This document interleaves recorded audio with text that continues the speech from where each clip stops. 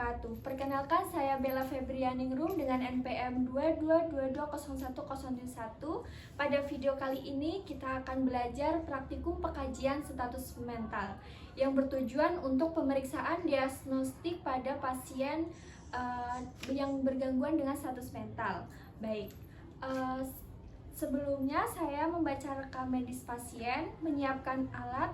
Pada praktikum kali ini, alat yang dibutuhkan yaitu rekam medis pasien dan format pengkajian. Kemudian saya juga sudah mempersiapkan diri. Selamat pagi Mbak Bunga, apakah benar dengan Mbak Bunga? Benar Mbak. Benar ya dengan Mbak Bunga. Bagaimana kondisi hari ini Mbak Bunga?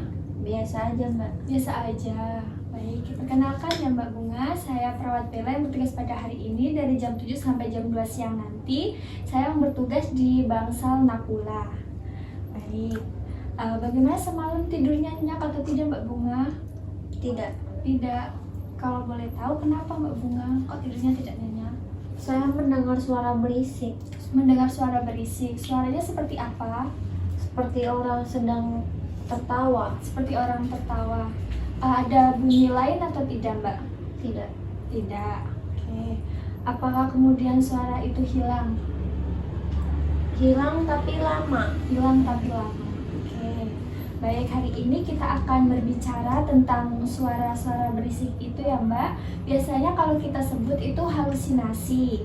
Baik, saya membutuhkan waktu 10-15 menit. Apakah Mbak Bunga bersedia? Bersedia. Baik, bersedia ya. Nanti saya juga akan mengajarkan manajemen bagaimana cara suara itu hilang. Jangan khawatir, nanti data-data atau informasi yang Mbak sampaikan akan saya jaga privasinya. Baik, posisinya apakah sudah nyaman Mbak Bunga? Baik, saya tanyakan identitas Mbak Bunga terlebih dahulu ya. Nama lengkap Mbak Bunga siapa? Bunga Lestari. Bunga Lestari. Oke, umurnya? 20 tahun ya Mbak. Oke. Jenis kelamin perempuan. Sudah menikah atau belum Mbak Bunga? Belum. Belum. Oke, agama? Islam. Islam. Oke. Baik. Selama ini apa yang membuat Mbak Bunga masuk ke rumah sakit? Karena saya sering mendengar suara berisik. Karena sering mendengar suara berisik. Baik. Kemudian sejak kapan suara tersebut muncul? Dari kapan ya Mbak? 1 bulan yang lalu. 1 bulan yang lalu. Baik, apa yang keluarga lakukan? Keluarganya diam aja. Diam aja. Baik. Apakah pernah Mbak Bunga dirawat di rumah sakit? Belum. Oke. Baik, berarti belum pernah dilakukan pengobatan sama sekali ya Mbak? Belum. Ada nggak sih peristiwa yang membuat Mbak Bunga trauma? Saya dulu sering banget dibully Mbak. Dibully. Paling parah tuh waktu SMA. Waktu SMA paling parah. Berarti waktu SD, SMP pernah dibully? Pernah. Baik. Ada nggak sih pengalaman masa lalu yang tidak menyenangkan? Itu sih sering dibully. Oh, sering dibully itu aja ya Mbak. Baik. Sekarang Mbak Bunga kalau di rumah tinggal dengan siapa? Ibu. Dengan ibu. Oke. Punya adik? Punya. Laki-laki atau perempuan? Cowok. Cowok. Oke. Ayahnya masih ada? Masih. Atau kakek neneknya masih ada atau enggak? Ada. Mbak Bunga kalau di rumah paling dekat dengan siapa? Sama ibu. Sama ibu. Tapi kalau ada masalah, Mbak Bunga sering cerita sama ibu? Jarang. Jarang ya. Baik, kemudian saya akan menanyakan apa bagian tubuh yang Mbak Bunga sukai? Banyak. Banyak. Mata. Mata. Kenapa Mbak Bunga menyukai mata? Karena belum mata seruntik. Karena bulu matanya lentik ya Mbak. Ya. Bisa disebutkan nama lengkap Mbak Bunga? Bunga Lestari. Bunga Lestari. Bisa diceritakan bagaimana diri Mbak Bunga?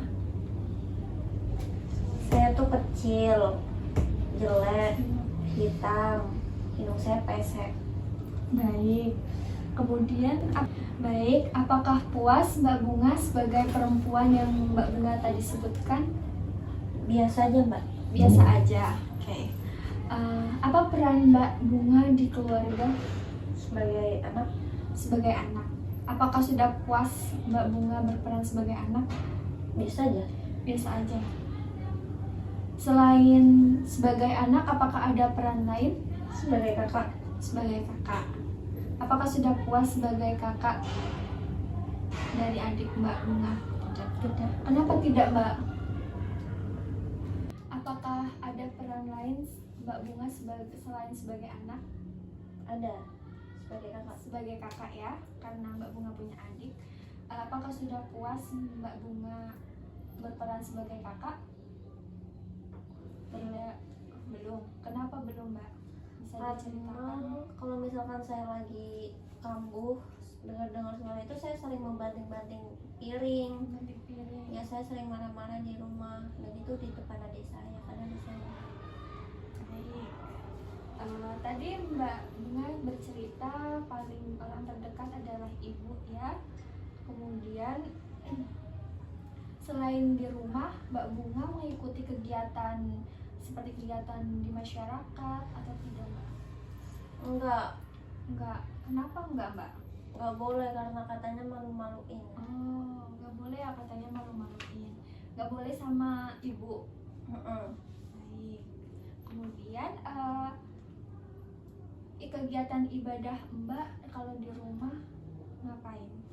Sholat. Sholat 5 waktu, Mbak? Atau ada sholat lain? Sholat 5 waktu yang wajib. Kadang aja bolong. Tuh, kadang belum ya, Mbak.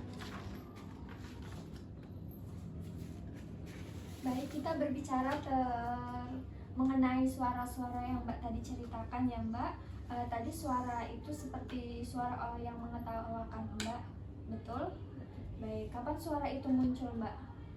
Kalau saya sedang sendiri, Kalau sedang sendiri ya, Mbak. Kemudian dalam sehari berapa kali suara itu muncul? sering. Karena saya sering sendiri. Sering. Oke. Kemudian bagaimana perasaan Mbak ketika muncul suara-suara itu?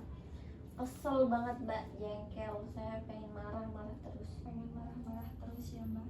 Kemudian bagaimana cara untuk menghentikan suara-suara itu? Biasanya saya menutup telinga. Baik, dengan menutup telinga. Apakah dengan menutup telinga itu suaranya terus berhenti? Tidak. Tidak. Baik. Kemudian coba kita menghitung ya, Mbak. Saya punya angka 100. Jika angka 100 itu dikurangi 5, berapa, Mbak? 80? 80. Jika dikurangi 5, 95. 95. Iya. Oke.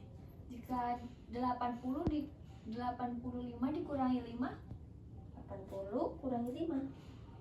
7. 7. Oke. Agak susah ya menghitungnya ya, Mbak ya. Selama ini makan, minum di RS siapa yang membantu, Mbak? Dibantu oleh perawat. Dibantu sama perawat. Oke.